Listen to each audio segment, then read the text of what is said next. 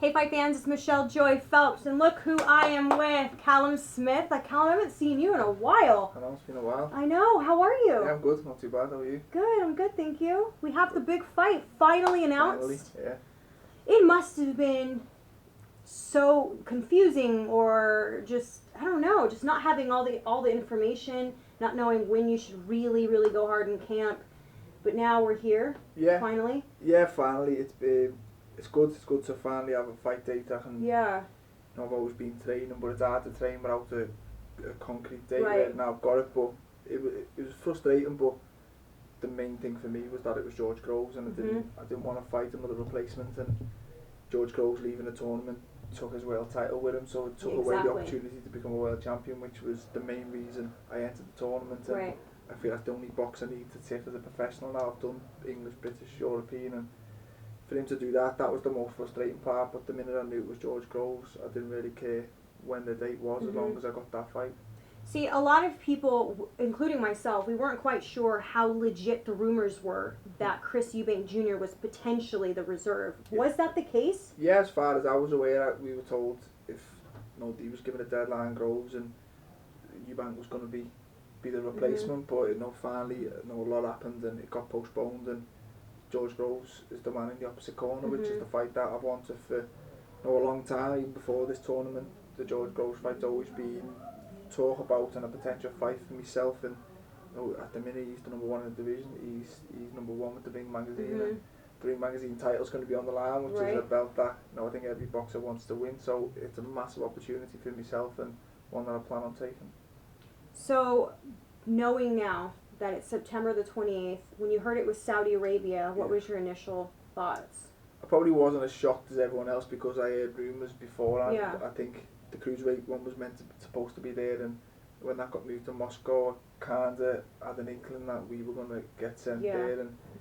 But again, until it was officially announced, that I remember thinking, surely they can't do that. They've got to put two Brits in Britain, but it is what it is. It wasn't a decision that was down to me or George. It was down to the tournament and their way of doing things, and I can't really slag the tournament because I think it's been brilliant from the word go. It's put a lot of, in both weight classes, it's put a lot of good fighters in good fights against each other, and most unified belts, and I think the winner of each tournament will be considered the best in the division, which is a big thing for every boxer, especially me personally. So I can't really slag them, but you'll also be making history by having it in Jeddah. Yeah, that's what I mean. So there is a lot of pluses for it. I always envisioned maybe George Groves would be in a big arena in England, but the tournament's been a little bit different from the way it goes, and I say I can't knock them, so I've got to just stick to their choices, their rules, and just get on with it and go, and just the outcome's still the same, and the goal's still the same, and that's to become world champion. What has your experience been like with the World Boxing Super Series? Because initially when the tournament started, I think a lot of people assumed that it's too good to be true, but then they see it play out, and now look, I mean, as you saw with Usyk versus Gassiev, it was massive. Yeah, it's huge, and I was exactly one of the people. I got given a contract, and I seen the tournament, the layout, and I thought it was too good to be true. I was thinking that how can this be this good and this easy? 3 fights, a world title at the end of it, and it just looks so like too good to be true. And you just expect a lot of injuries, a lot of pull-outs, and the Super 6 was a good layout, but they had a few replacements and stuff, and I think there's only been one replacement, that was Holskin against me for Bramer. But we were the guinea pigs, and we took a gamble in going in, and I think it's paid off. And you've got a lot of fighters in a lot of weight divisions asking for their weight division to be the next season, and I think it has probably been a lot easier getting fighters to sign for it this time round than it was first time. It was a gamble, but it's one that I'm glad that I took, and it's definitely paid off. So I know that you're glad that it's George and not as opposed to a reserve, right? But the media for a moment there was painting out to be that you and Joe were pushing to hurry up and get the date so that it wouldn't be against him. Yeah, no, listen. Were you a bit surprised when the narrative was changing a bit? Yeah, but again, I'm not gonna speak up and start shouting my case and stuff. I knew what it was, and I made it clear that you were willing to wait as long as you need to. No, my money was the same regardless whether I fight at George Groves or I fight a replacement, so I could have had an easier fight for the same money. So if that ever didn't believe I'd beat George Groves, then I could have took an easier option. But beating anyone else in the world, apart from the 3 other champions, doesn't get me a world title shot, and that's what I want at the minute in my career. The money will come regardless. The world title's the thing that I want, and the only way I got that was by fighting George. So I was willing to wait. I weren't trying to rush it so he wouldn't make it. I weren't trying to rush it so I got an injured George Groves, because I knew he wouldn't rush for a date. He's the champion, he's in the driving seat, and he wouldn't rush just to keep me happy or keep the tournament happy. So I knew for it to be George, it'd have to be postponed, and that I've got what I wanted, and that's exactly what I wanted. So let's go back to when you were heading out to Germany. You got the news that Raymer had pulled out. He was sick, decided not to fight, and then you ended up getting replaced by Nicky Holzken, who was basically a Thai boxer. And you prepared for what, 6 weeks, 8 weeks? It's longer than that, for a southpaw to only not fight a southpaw. So was it hard for you to receive the criticism that you did receive after that fight, because people expected something different, even though it happens, it was last minute? What can you do? You didn't prepare for him at all. But I feel at the top of any sport, you leave yourself open for any form of criticism, and you've got to take it. And if I was to fight Nicky Holzken at any other part of my career, do I believe I'd go in and knock him out? 100%. And even at the time, I didn't believe it'd go to points, and when it did, I was a little bit disappointed, but it was just, I had a roller coaster weekend. Regardless of everything that happened, the main goal was to just book my place in the final and fight with George Groves. And I'd probably done it safety first and just boxed and didn't really take many chances, but that was like the minute, if I'd knocked him out in 1 round, I wouldn't have got any credit or praise, and if it went to points, I didn't get any, and it was kind of a lose-lose situation for me. I was going to say, because it sort of set you up for an unfair advantage, because if you think about it, everyone thought, okay, last minute replacement, we don't know who this guy is, he should knock him out, he should finish him within the first 2 or 3 rounds. That's what everyone was thinking. But then, I mean, he was tough. Yeah, he was tough. To be fair, early on he took a few good shots, and I thought, he's tough. I mean, he's used to getting kicked in the head. To be fair. I should have done that beforehand. But he was tough, and he was a little bit unpredictable. His shot selection was a little bit unorthodox, and I just thought there's no point taking chances and getting involved in a shootout with him and trying to get rid of him. And I just thought that I've far better boxing skills than him. He could probably have a tear up, and he's probably a good striker in his other sport, but in terms of boxing, I knew he couldn't match me for skill, so I stuck to that, and it was probably bored. And I said to Joe in the corner, I was a bit bored throughout the fight, but I got what I wanted, and I got the win, and I booked my place in the final against George Groves, which was the goal all along. So George when he saw, because he expected you to stop him. I remember I interviewed him ringside. He basically, when you didn't, he thought that, I got this in the bag. Looking back on that fight, granted, knowing that you didn't have time to prepare for him, but is there anything in particular that you can look back on and say, I got to work on that?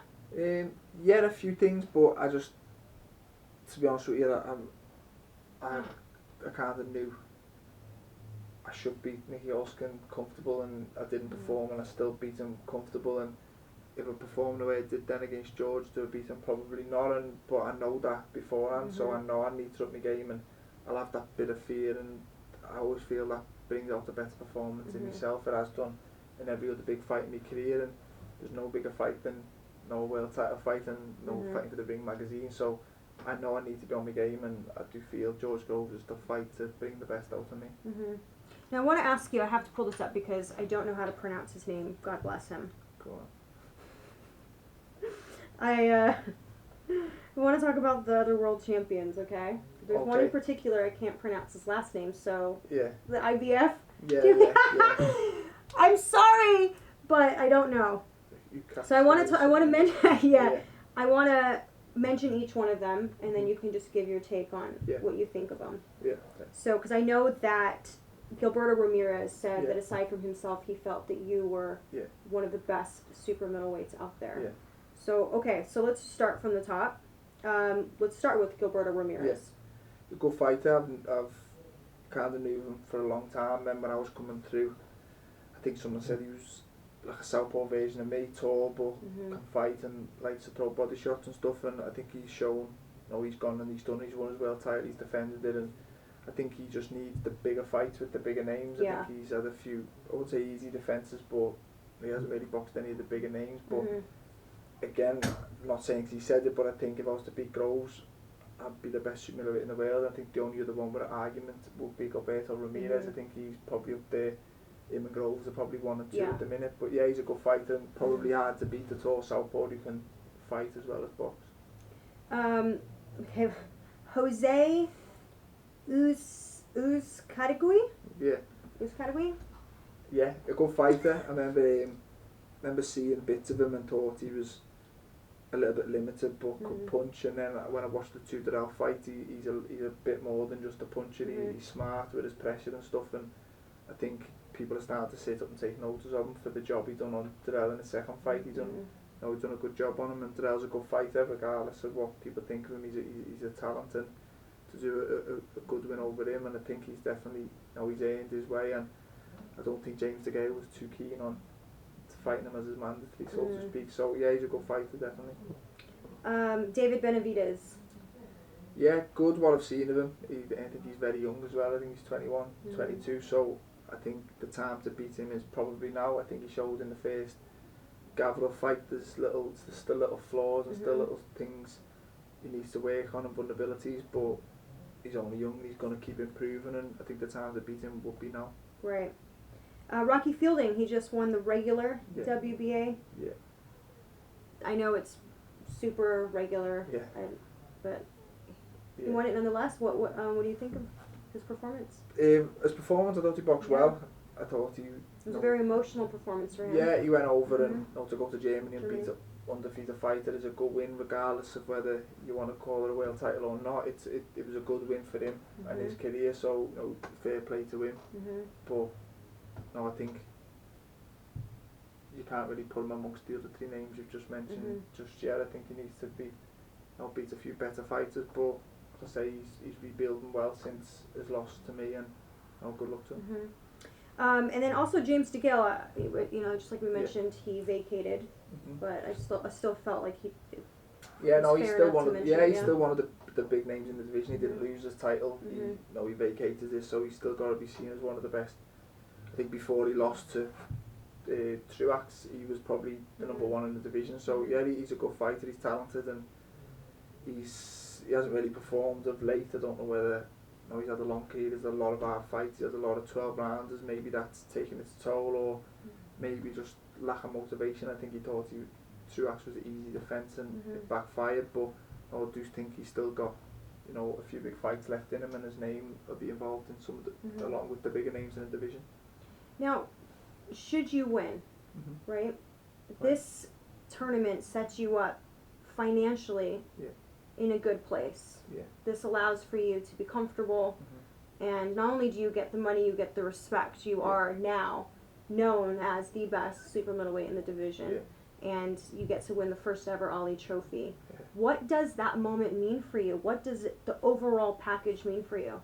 Yeah, it's massive, to be honest with you. It's huge, and I imagine that's a bit nerve-wracking too, knowing all of that's on the line, the money, the title, the trophy. Yeah, but I knew before when the contract was put in front of me, I'm thinking, I seen the fighters in, I thought I can win the whole thing, and you start thinking and all that comes with it, and everything you've just named, the financial, the belt, the number one in the division, it sometimes comes gradually, step by step, whereas I can tick all the boxes in one fight, and it's a good position to be in. I don't have to go and win my world title and then unify to become one in the division and then defend it so many times to make the money out of the game. I can do that all with this one fight, and it's I'm lucky, but I basically entered the tournament with a lot of good fighters in it, and I knew the risks, but I also knew the rewards, and I was always confident that I was the best out the 8 fighters at the start, and now I've got one more win away from proving myself right and proving people who backed me from the start that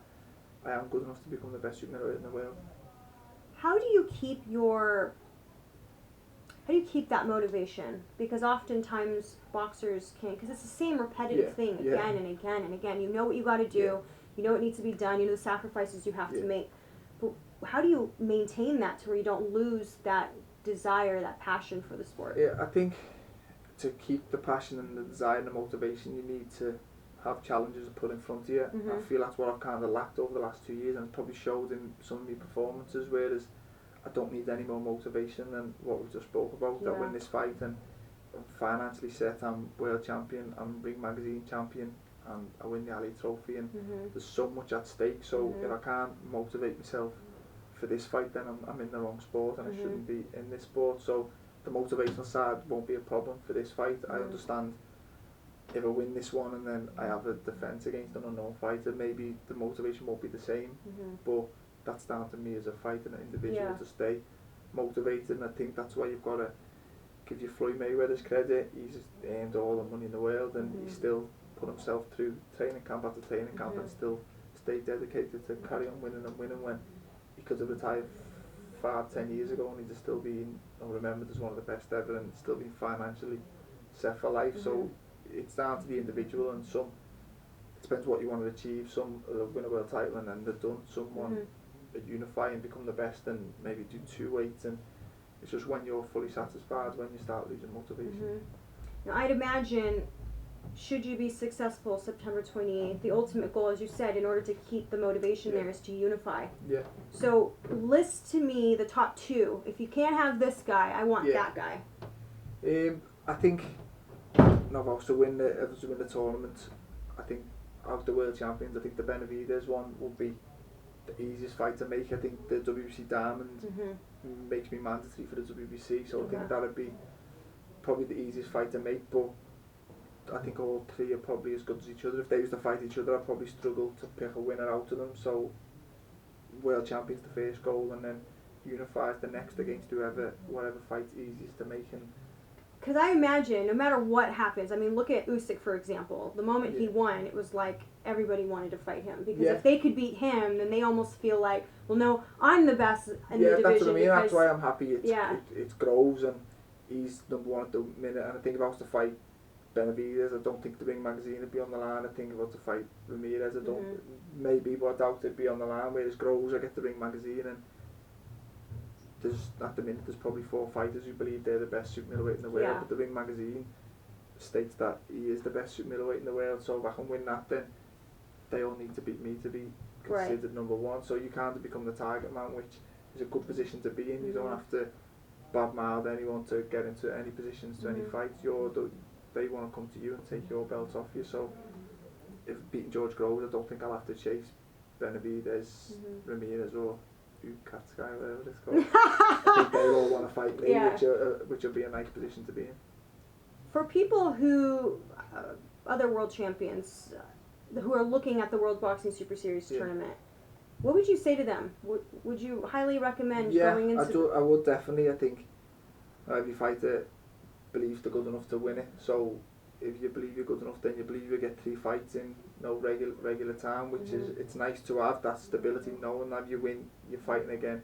And financially, it's good, and it's just, you've followed boxing a while now, and just because you've got one world title and you've got the other doesn't mean it's easy to make a fight between each other. God. Exactly. Whereas if you're all agreed to enter the tournament, then you've got to fight. The best have to fight the best. Yeah, definitely. There's no. And now when we first fight against Derek Scogan, then normally you win a fight and then you have a few weeks off, and then you start thinking who should we fight next, and then you start negotiating, and that can take a while. Whereas you kind of know you're fighting, whoever comes through the other side of the draw, you're fighting. There's no negotiating, none of that. That's all done before the tournament. So I kind of took that side of boxing, which boxers don't really enjoy, away from it, and I just train, fight. If I beat him, then I'll fight him. I'll train, fight, beat him, then I'll fight whoever comes through, and it just made boxing a little bit more simple and a bit more enjoyable. So your family is all in boxing, and I wanted to ask, because I know everybody, this is across the board, it doesn't matter what field you're in, everybody has a moment where they start to question, should I be here? Is this really what I want to do? Or it's normal, I would think. So has there been a moment where you just were like, man, you just felt discouraged? And if so, who was the one you can always rely on to kind of slap you back into place? I'm the youngest, so I've been in a good position. I've always looked up to them 3, and I've always seen paths they've gone that have have worked and some that haven't worked and stuff, and I've always been able to learn off their mistakes and stuff like that, and they've always been there to give me the best advice possible. Turn professional, they were already professional, and to give me the best advice possible, and I'd say I've always been quite lucky in that. And in terms of not enjoying boxing, I think I've been quite lucky as in I've always, since turning professional, I was always active and eventing it was from, I think I boxed December and I didn't fight till the September, and I wasn't injured at all. I was in the gym constantly, and I was mandatory for the WBC title to fight Andy Durrell, and it just felt like the fight was never going to happen. It was just negotiating and dates getting moved, and that was a frustrating time because I become mandatory and felt like I'm fighting for the world title, and for it not to happen through no fault of my own, that was very, very, very frustrating. But the World Boxing Super Series come along, and it was the best decision I made to leave that world title, as hard as it was to give up a world title shot to enter a tournament where I had to win another 2 fights to get a world title shot. It was a risk, but one that I was always confident I was good enough to do. Random question, but if you had to pick alongside with you 4 other boxers, let's say we're creating our own Marvel characters, where you're out to rescue the world, who would be the 4 boxers? Could be any weight class. Who would you want on your team to take over the world, to save the world? It's a tough one. Anthony Joshua, he's a big lump, isn't he? Golovkin, and I think Lomachenko's best pound for pound, and then I think he's magic, isn't he? Yeah, he's great. Yeah. But who else? There's one more. One more.